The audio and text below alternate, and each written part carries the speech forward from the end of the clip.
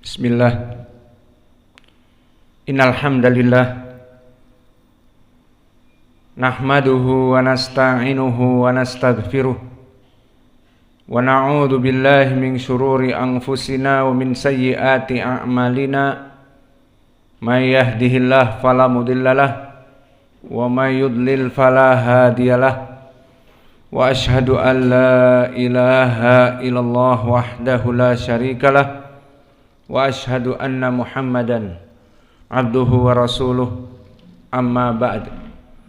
Alhamdulillah fi hadzal yaum, yaumul itsnain, khamis ashar min syahri dzul hijjah 1444. Fi hadzal yaum insyaallah mazilna fi darsina fi kitabil aqidah min kitab al-akhbar as-sahihah fi sifati ru'yatillah fil akhirah. Faqad dzakarna fi darsil madi kaifa uslub ahli al-bid'ah fi raddi 'ala sunnah. Maka telah kita bahas di pelajaran yang lalu bagaimana uslub Nabi Muhammad SAW mengajarkan kepada kita bahwa kelompok halas la ta'tihuna isfaidah ta'tihuna,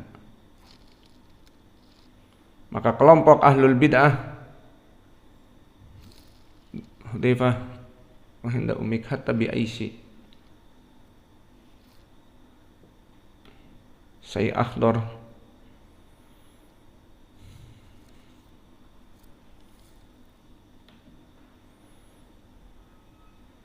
Maka di uslub yang pertama telah kita bahas bagaimana mereka kelompok Asy-Syiah Ar-Rafidhah di saat menafikan sifat melihat Allah Jalla wa Ala, maka mereka bermain-main dengan mu'aradatu sunnah bil Quran. Mereka mengadukkan antara sunnah dengan Al-Quran. Maka dijadikanlah pendalilan-pendalilan ahli sunnah dengan hadis-hadis yang sahih itu tidak bermanfaat sama sekali, karena dijadikan Al-Quran sebagai syubhat untuk membantah mereka. Dan ini telah kita bahas bantahannya di pelajaran yang lalu.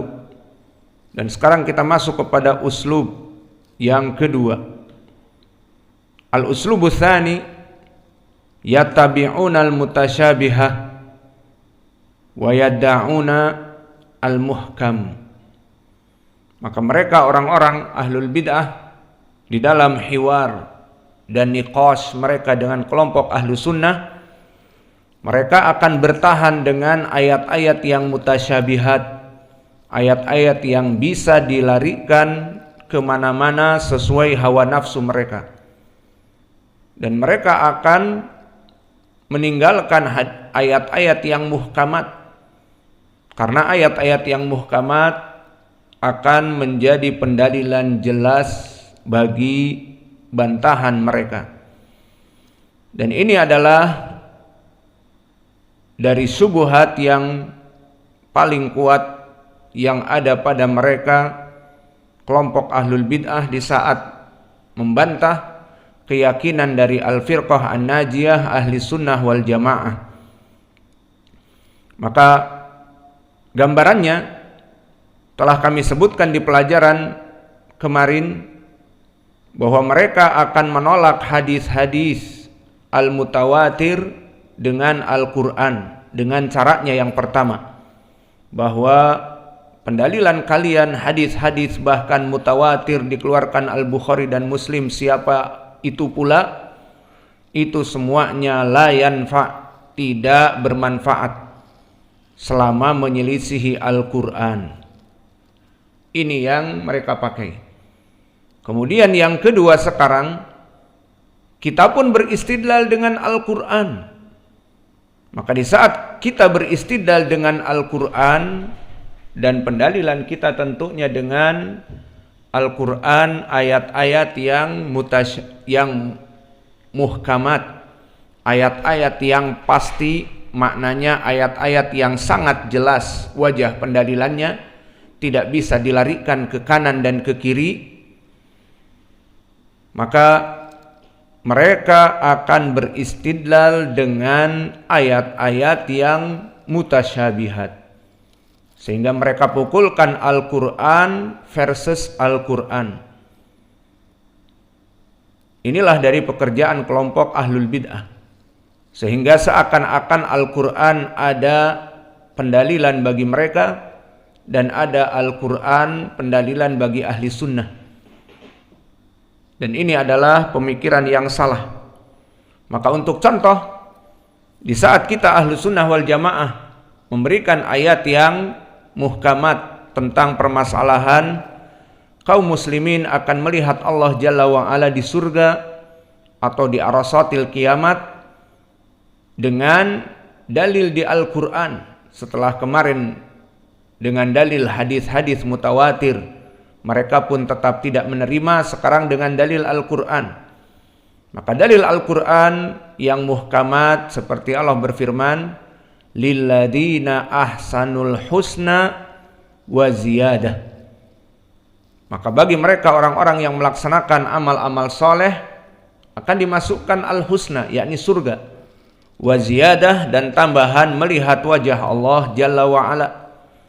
Dan insya Allah di pelajaran yang akan datang akan kita bahas ayat ini secara terperinci, bagaimana tafsir as-salaf padanya, baik tafsir Nabi Muhammad kepada ayat ini ataupun tafsir para sahabat dan tabi'in, yang menunjukkan seperti kami sebutkan, artikan tadi, bagi orang-orang yang ahsanu, yang berbuat baik, amal-amal soleh, al-husna, makna al-husna surga, wa ziyadah, melihat wajah Allah Jalla wa'ala. Dan contoh yang lain juga, misalnya ucapan Allah Jalla wa'ala, wujuhu yawma idin nadhirah ila rabbiha nadhirah. Wujuhu yawma idin nadhirah, wajah-wajah mereka dalam keadaan bahagia, senang, sumringah. Ila rabbiha nadhiratun, di saat mereka melihat wajah Allah, di saat mereka melihat wajah Allah. Ayat yang muhkamat, tidak bisa dilarikan ke kanan dan ke kiri, penuh dengan qawaid lugawiyah. Wujuhu yawma idin nadirah, wajah mereka sangat bahagia. Ila rabbiha nadhiratun, makna nadhiratun di sini melihat dengan mata ila. Maka kalimat nadhara dari segi lughah Arabiyah jika masuk kepadanya ila, seperti nadhartu ilal jabal, aku melihat kepada gunung. Kalimat nadhara ditambah dengan ila di lughah Arabiyah bimakna melihat dengan kedua matanya. Maka di sini ila rabbiha nadhiratun, melihat dengan kedua matanya kepada Allah sehingga mereka bahagia. Wujuhu yauma idin nadhirah, wajah-wajah mereka berseri, berbahagia, senang saat melihat kepada wajah Rabb Jalla wa'ala. Maka ini pun ayat yang muhkamat. Maka di dalam dua ayat ini kita berikan kepada mereka, apakah mereka aslam, apakah mereka menerima? Jawabnya, mereka tidak akan pernah menerima, meskipun kita beristidlal dengan dua ayat ini. Fa'abau, maka mereka akan menolak. Waqalu, dan mereka mengatakan, da'anna min hadihil ayat fayudandinun biqaulihi ta'ala lan tarani wa biqaulihi la tudrikuhul absar. Maka mereka akan terus mengumandangkan syubhat dengan ayat yang bukan muhkamat, tetapi ayat-ayat yang mutasyabihat, Kenapa kita katakan mutasyabih? Karena memang pendalilannya tidak pada tempatnya. Maka ucapan lantaroni, ucapan Allah kepada Musa, itu di dunia. Dia meminta izin di dalam surat Al-A'raf, kalau dibaca semuanya, aku meminta izin untuk melihat wajahmu ya Rabb. Dikatakan lantaroni, tidak bisa kamu melihat aku, lihat kepada gunung. Ditampakkanlah wajah Allah kepada gunung, membuncah, hancur, dan pingsanlah Musa. Itu pembahasannya apa? Di dunia ini tidak ada yang mampu melihat Allah, dan Musa di dunia meminta melihat kepada Allah. Ini dipakai oleh mereka untuk membantah ahli sunnah melihat Allah di hari akhirat. Nyambung apa tidak? Tidak nyambung. Permasalahan di dunia dipakai untuk di hari akhirat. Inilah kenapa kami katakan bahwa ayat ini mutasyabih, diseret oleh mereka untuk dijadikan pendalilan. Maka kelompok ahlul bid'ah seperti itu. Dan juga ayat yang berikutnya, la tudrikuhul absar, tidak ada mata-mata yang mampu melihat dia. Begitupun ini di dunia, tidak ada mata-mata yang mampu melihat Allah. Maka ini pun pembantahan kepada orang-orang as-sufiyah yang mengatakan selalu bisa melihat Allah dalam keadaan mimpi ataupun dalam keadaan mata melihat. Maka oleh sebab itu banyak dari mereka orang-orang dari kelompok thariqah yang sudah mencapai tingkat yakin, haddatsana qalbi an rabbi, telah meriwayatkan hatiku dari Rabbku. Maka mereka menyangka Allah itu bisa dilihat kapanpun, dan mereka bersatu bahkan sebagian dengan Allah, manunggaling kawula Gusti. Alhasil ayat ini pun pembahasannya di dunia. Adapun di hari akhirah jelas, wujuhu yauma idzin nadhirah ila rabbiha nadhiratun. Ini mau ditakwilkan kemana? Ayat jelas ini. Wajah-wajah mereka sangat bahagia di surga di saat melihat kepada wajah Rabb mereka. Dan juga lilladzina ahsanul husna wa ziyadah, ditafsirkan oleh hadis-hadis yang datang sahih dari Nabi bahwa orang-orang yang beriman dan beramal saleh dimasukkan kepada surga dan ada tambahan padanya. Maka dari sini kita mengetahui, dari uslub yang kedua, mereka mengambil ayat-ayat yang tidak jelas, yang bersifat mutasyabihat, untuk membantah ayat-ayat yang muhkamat. Inilah pekerjaan kelompok ahlul bid'ah di dalam pembelaan mereka kepada kebid'ahan mereka dan membantah dalil-dalil ahlus sunnah.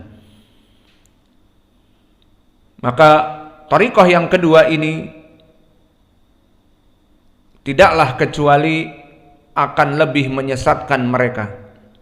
Dan Allah Jalla wa'ala telah menyebutkan di dalam Al-Quran, dan Nabi Muhammad SAW pun telah menyebutkan di dalam hadis agar menjauhi tipe orang-orang ahlul bid'ah seperti ini. Maka di dalam hadis yang diriwayatkan oleh Aisyah, muttafaqun alaih, dari Al-Bukhari dan Muslim, berkata, Tala Rasulullah sallallahu alaihi wa ala alihi wasallam, berkata Aisyah, Nabi sallallahu alaihi wa ala alihi wasallam membaca ayat di dalam surat Ali Imran, huwallazi anzala 'alaikal kitaba minhu ayatun muhkamat hunna umul kitab wa ukharu mutasyabihat fa amal ladzina fi qulubihim zaygun fayattabi'una ma tashabaha min ibtigha'al fitnah wa ibtigha'a ta'wilih wa ma ya'lamu ta'wilahu illallah warasikhuna fil ilm yaquluna amanna bihi kullun min indi rabbina wa ma yadhkuru illa ulul albab. Maka di dalam ayat ini disebutkan, maka dialah Allah yang menurunkan kepadamu Al-Quran, dan dari Al-Quran itu ada ayat yang muhkamat, dan itu kebanyakannya ummul kitab, hunna ummul kitab.